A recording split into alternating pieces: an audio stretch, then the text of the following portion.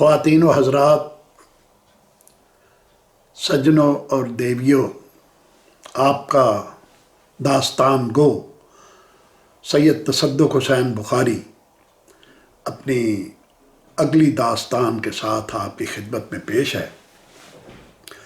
आज मैं आपको भारत देश की एक खूबसूरत दास्तान सुनाऊंगा। ये इश्क व मोहब्बत की लाजवाल दास्तान शकुंतला और दशयंत के बारे में है।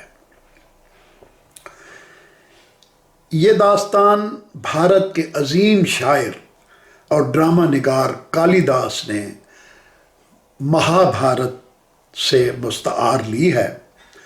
दास्तान के मुताबिक हस्तिनापुर के राजा दशयंत, जो कौरवों की सल्तनत के बानियों में से था, को शिकार खेलने का बहुत शौक था।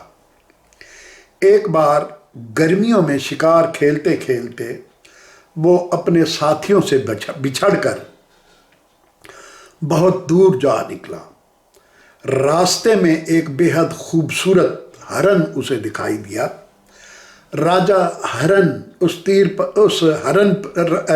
दशयंत उस हरन पर तीर चलाना ही चाहता था कि उसे एक नस्वानी आवाज ने चौंका दिया।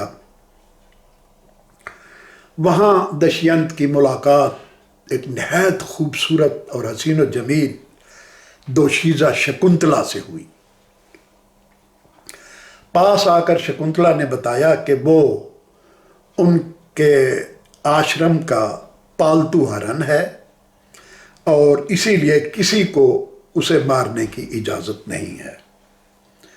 शकुंतला एक ऋषि यानी राहिब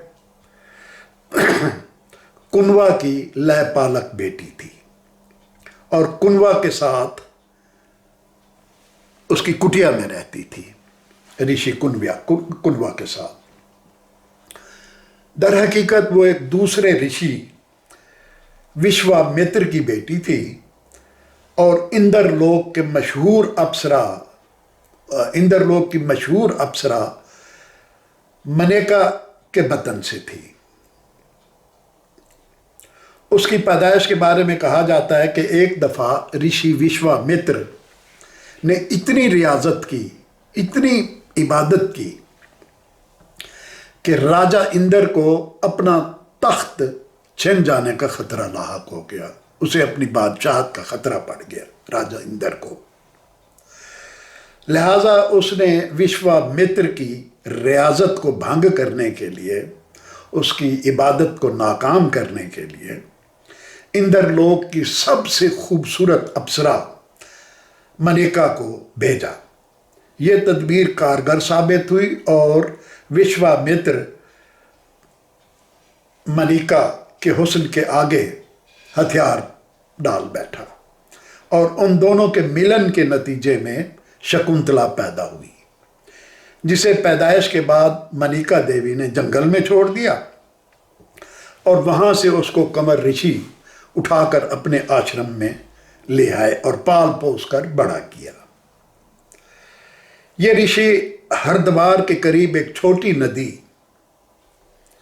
मालनी के किनारे एक मकाम में, जहां बिल्कुल तन्हाई का आलम था, बूदोबाश रखता था।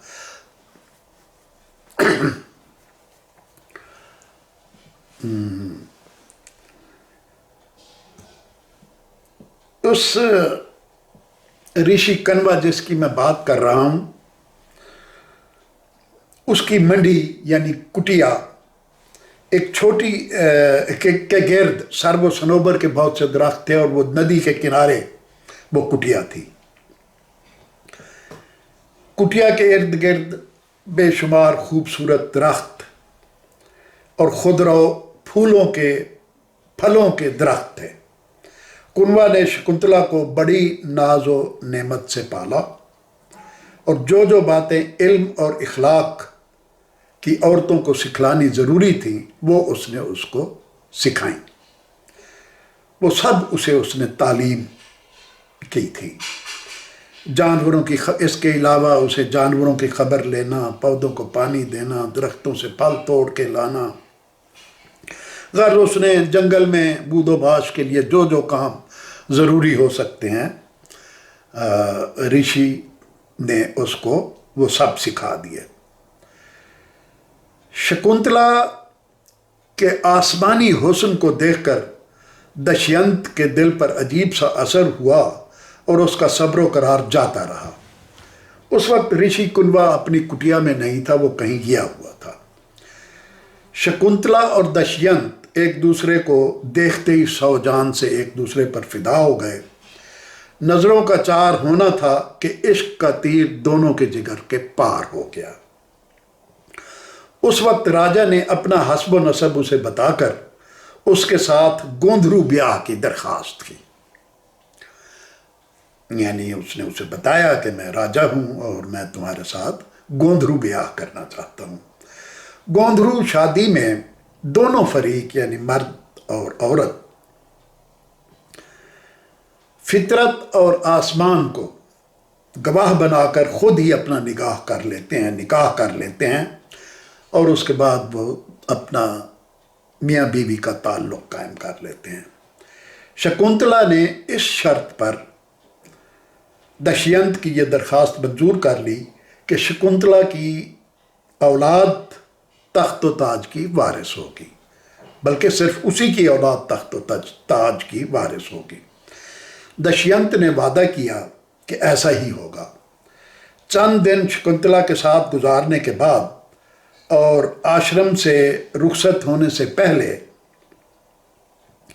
राजा ने यकीन दिलाया कि वह बहुत जल्द शकुंतला को महल में बुलवा लेगा। जाते जाते वो अपनी शाही अंगूठी निशानी के तौर पर दे गया कि जब कभी कोई मुश्किल दरपेश आए तो राजा की अंगूठी दिखाकर वो अपने सब मसाइल हल कर सकती है। राजा के चले जाने के बाद बहुत दिन गुजर गए, लेकिन राजधानी से कोई शकुंतला को लेने ना आया। ना ही राजा दशयंत की कोई खैर खबर मिली। जैसे जैसे वक्त गुजरता गया शकुंतला की परेशानी बढ़ती गई, उसकी तड़प में इजाफा होता गया। उसको न खाने की सुध रही, न पीने का होश। वो दिन रात दशयंत की याद में खोई रहती। एक दिन एक और दुर्वासा ऋषि कुनवा से मिलने के लिए उनकी कुटिया में आए। इत्तफाक की बात है कि कुनवा घर पर नहीं थे। शकुंतला को दुर्वासा की पजीराई का मुतलक ख्याल न रहा। वो उन्हें आसन पर बैठने को भी ना कह सकी। इस बेअदबी और बेपरवाही पर दुर्वासा ने शराब यानी बद्दुआ दी कि ऐ लड़की, जिस शख्स के इस ख्याल में तू खोई रहती है और तुझे मेरा ख्याल भी नहीं रहा, मैं तुम्हें शराब देता हूं कि वो शख्स तुम्हें भूल जाए और तेरे याद दिलाने पर भी वो तुझे ना पहचाने, ना वो तुझे याद करे। बाद में शकुंतला की सहेलियों ने ऋषि दुर्वासा को शकुंतला की बिपता सुनाई और मिन्नत समाजत की कि वो इस बद्दुआ को वापस ले लें या इसके असर को कम कर दें। इस पर दुर्वासा ने अपनी बद्दुआ के असर को कम करने के लिए कहा कि दशयंत अपनी दी हुई निशानी दिखाने पर शकुंतला को पहचान लेगा। यानी उसकी याददाश्त, वो उसको भूल जाएगा, लेकिन जब कभी ये उसकी निशानी दिखाएगी तब उसको याद आएगा। लिहाजा ऋषि के शराब का ये असर हुआ कि दशयंत मुकम्मल तौर पर शकुंतला को भूल गया। थोड़े दिनों में शकुंतला को मालूम हुआ कि वो मां बनने वाली है। उधर दुर्वासा ऋषि की बद्दुआ के असर से दशयंत शकुंतला को बिल्कुल भूल चुका था। कुनवा ऋषि जब यात्रा से वापस आया तो उन्हें शकुंतला के गुंधरू ब्याह का हाल मालूम हुआ। जब कई माह तक राजा की तरफ से कोई शकुंतला को लेने नहीं आया तो उन्होंने शकुंतला को खुद राजा के पास भेजने का फैसला किया। शकुंतला को घर गृहस्थी की सारी बातें समझाईं, तमाम ज़रूरी बातें बताईं और आश्रम के 2 मुलाजमों के साथ शकुंतला को दशयंत की तरफ रवाना कर दिया। रास्ते में एक मुकद्दस तालाब में शकुंतला ने स्नान किया और लेकिन बदकिस्मती से नहाते हुए उसकी वो अंगूठी पानी में गिर गई राजा दशयंत की, और बहुत ढूंढने पर भी ना मिली। कई दिनों की मुसाफत के बाद थकी हारी शकुंतला जब दरबार में पहुंची तो राजा उसे नहीं पहचान सका और उसके पास वो अंगूठी भी नहीं थी जिसकी मदद से वो उसे पहचानने पर मजबूर कर सकती थी।